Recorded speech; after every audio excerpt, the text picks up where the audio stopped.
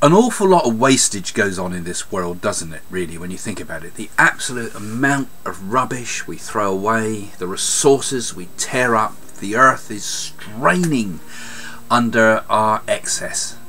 So I'm going to talk a bit today about what I'm thinking. I've been thinking about moderation. You know, how can we moderate things both in the world and in ourselves, and in particular really in ourselves, because we are we're not living according to nature. We're not walking with the divine if we don't have some form of moderation in our life. And where do we draw the limits, and how far should we go with these things? Because if you think about it, you know, most of our energy is wasted through distraction. Actually, it's our attention that is our real moderator. It's our attention that decides our will, for example, in a way, of how much we're going to eat, for example. You know, we have the ability to moderate things, and in particular, I'm thinking particularly in a spiritual sense, that the biggest wastage of all comes in ourselves, not just in the world at large, but in ourselves. We waste energy all the time. We shape our lives in ways in order to fulfill goals that actually kind of destroy our energy. So, you know, we deplete our resources, basically, spiritually, and we don't hold the energy. For example, in our bodies we don't retain any energy. You know, we're constantly burning it up. People waste it in chasing desire all the time, for example. You know, I mean, the ultimate form of moderation, I suppose, is people that become celibate, but I'm not sure that's a healthy thing. But at the same time, you know, there a lot of people go the other extreme and waste their energy too much, chasing sexual things so much until the actual body's physical energy is depleted too much. You've got to find a balance somewhere with all these things, you know. But in ourselves, most of our thoughts are going out all the time into the world. This is the world of desire, isn't it? We're constantly externalizing ourselves. We want something that, you know, everything we need is out there somewhere. It's over there, you know, when really it's in ourselves. And if we could internalize our energy more, then our energy wouldn't be quite so wasted. We wouldn't keep feeling the frustration, for example, that comes when things we want aren't achieved. You know, much greater energy comes into our lives when the blocks are removed and we simply go with the flow of things. You know, I mean, going with the flow actually is probably one of the best ways to conserve energy. Not to keep fighting against life all the time. Not keep thinking I'm not going to be happy if I have this or I have that. You know. You know, and we also waste a lot of energy, don't we, if we think we should be somewhere else all the time. You know, I find it sometimes very hard to just sit and be with friends. I always feel I've got to be onto something else. Look at Facebook, how that takes our energy. You know, we always think, oh, go have a look on Facebook and waste a bit of energy there. Let's go and have a look on YouTube and watch Craig again and waste a bit of energy there.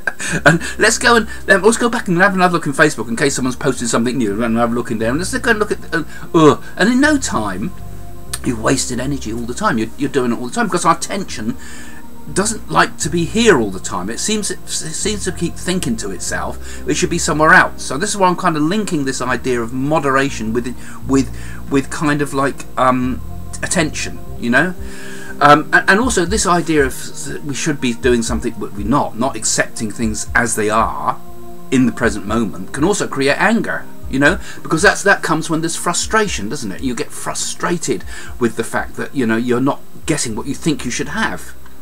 You know, you think it's this problem we have of thinking things should be different to what they are, rather than accepting things as they are. You know, so there's a big energy waste that comes into our life, and sometimes the more energy comes through the process of simply letting go.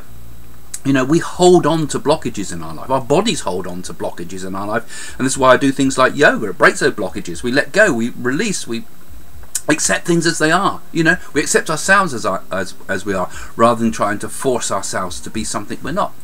It's a letting go. Letting go is a tremendously easy but difficult spiritual practice. You know, acceptance, letting go. Ultimately, attaining enlightenment has to be ultimately just letting go. You know, just accepting this is as it is. It's not as I expected it to be, but then who cares? It's what matters. The truth is what is, you know. So often we destroy ourselves with all these ideas like expectations, you know, they burn our energy, don't they?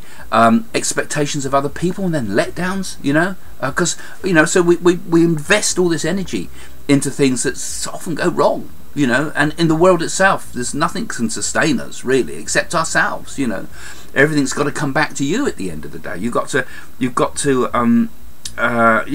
use your energy wisely, and I think if you can train the attention, then you can moderate your energy. You can moderate the way you live. You know, for example, you know, like I say, my mind's always on something else. And one of the big faults I have is not listening to people. You know, I like to listen to my own voice, as you probably guess. You know, but a thing we have to try to do is listen to people with full attention, you know, and often they're blah blah blah blah blah, going off rabbit about things that are just steaming off their own waste of energy. But often you listen, what's the problem? This is perhaps the answer to it, and even bring them back to a more sensible way of thinking, and actually giving them, they might have only wanted attention in the first place. You know, these are the sort of typical things we have in life. But the attention is, I want to say the attention is sacred, you know. My attention is sacred that I put on other people. People stealing my attention is also a stealing of my energy, really. That's not a good thing either. But so they're destroying the moderation of my own attention. But then we obviously have to give each other attention. So the attention is everything. If we can direct the attention, then I think everything is possible. We have unlimited energy available to us as humans. I think we have energy we haven't even begun to tap. Spiritual energy. In the Vedas it talks about things like the Brahma bomb, the consciousness bombs, as it were. I mean, well, that's another whole topic. But who knows what we can do with a trained attention, with moderation of our energy, of not wasting our energy on blockages, of going with the flow of life, living in the here and now, and putting our full attention here, not somewhere else. All happiness is here now, right at this minute. Is the future set, or can we change it? In my new book, I take a mystical journey to India to do magical remedies that will change my personal destiny. I open a 5,000-year-old secret oracle that tells about what will happen in the future. I meet strange Siddha yogis with miraculous powers who show me how to eradicate the karma that drives events. What I discover changes everything. We can all change our destiny, and maybe together we can change the future of the world as well. Start making that change.